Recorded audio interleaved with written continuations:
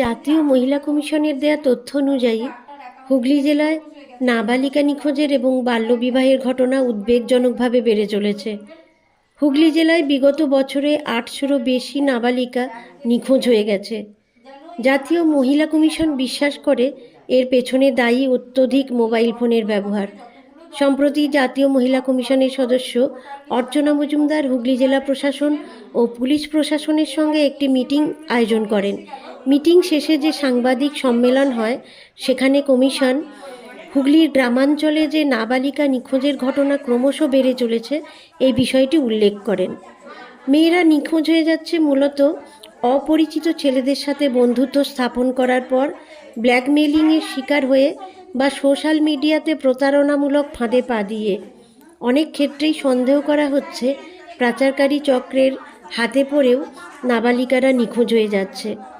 কেবলমাত্র নাবালিকা নিখোঁজের মতো ঘটনাই নয়, কমিশনের দেয়া তথ্য থেকে দেখা যাচ্ছে বাল্যবিবাহের প্রবণতাও হুগলি জেলায় দ্রুত বৃদ্ধি পাচ্ছে। আরামবাগ সাব ডিভিশনে স্কুল যাবার বয়সী নাবালিকাদের জোর করে বিয়ে দেওয়া হচ্ছে এবং এটা খুবই কমন ঘটনা হয়ে দাঁড়িয়েছে।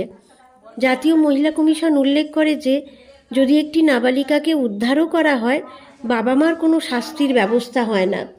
কমিশন সুপারিশ করেছে পিতামাতাকেও যাতে বাল্যবিবাহ দেবার জন্য আইনের আওতায় আনা হয়। কমিশন এটা বলেছে যদি প্রয়োজন হয় তবে বাবা মাকেও জেলে পাঠানো যেতে পারে।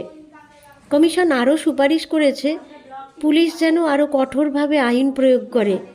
জেলা প্রশাসনকে অ্যাওয়ারনেস ক্যাম্প করার জন্য পরামর্শ দেওয়া হয়েছে। স্কুলগুলিতে মোবাইল ফোনের ব্যবহার সংক্রান্ত বিশেষ কোর্স করানোর কথা বলা হচ্ছে।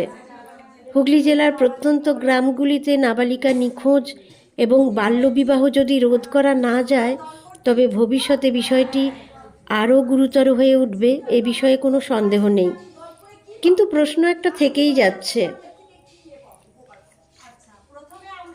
নাবালিকা নিখোঁজ ও বাল্যবিবাহ রোধ করা কেবলই কি পুলিশ প্রশাসনের কাজ? স্বনির্ভর দলগুলির কি কোনো দায়িত্ব নেই? হুগলি জেলায় 50,000-এরও বেশি স্বনির্ভর দল আছে এবং 5 লাখেরও বেশি মহিলা এইসব দলগুলির সদস্য। চাইলে দলের সদস্যরাই এগুলো বন্ধ করতে পারেন। কিভাবে? প্রথমত, দলের মিটিংয়ে আলোচনার একটি বিষয় হোক বাল্যবিবাহ রোধ করা। মিটিংয়ে সকল সদস্য আলোচনা করে সম্মিলিতভাবে সিদ্ধান্ত নিক আমরা আমাদের মেয়েদের উপযুক্ত বয়স হবার আগে কিছুতেই বিয়ে দেব না। দলের সদস্যার নাবালিকার মেয়ের বিয়ের কথাবার্তা চললে তাকে বোঝানো, সে যদি না বোঝে পুলিশ প্রশাসনকে জানানো। পাড়ার যত নাবালিকা মেয়ে আছে তাদের সমস্ত তথ্য থাকবে সংঘ সমবায়ের কাছে, অর্থাৎ এলাকায় মোট কতগুলি শিশু বাচ্চা আছে, অবিবাহিত মেয়ে কতগুলি আছে, নাবালিকা কতগুলি আছে, তারা বয়স অনুযায়ী আইসিডিএস সেন্টারে যায় কিনা, স্কুলে যায় কিনা, তাদের স্বাস্থ্য সংক্রান্ত সমস্ত বিষয়ের তথ্য থাকবে সংঘের কাছে এবং সংঘটি চাইল্ড ফ্রেন্ডলি সংঘ হিসাবে কাজ করবে।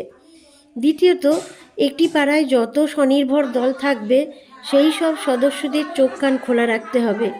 কোন বাড়ির মেয়েটি কোথায় পড়তে যায় বা অচেনা কোনো ব্যক্তির সাথে কথা বলছে কিনা সন্দেহ হলেই বাবা মা বা পুলিশকে জানানো। তৃতীয়ত, প্রত্যেক সদস্যার কাছে যেন চাইল্ড লাইন নাম্বার 1098 এটি থাকে। এই নাম্বারটি 24 ঘন্টাই খোলা থাকে এবং যিনি ফোন করে কোনো ঘটনার কথা জানাবেন তার পরিচয় গোপন রাখা হয়।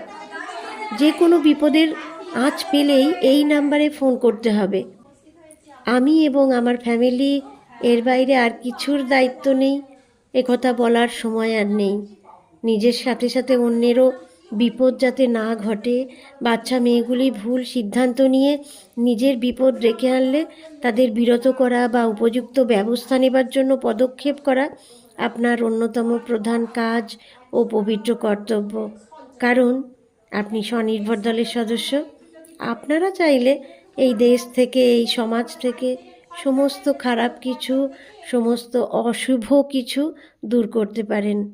হ্যাঁ, আপনারাই পারেন।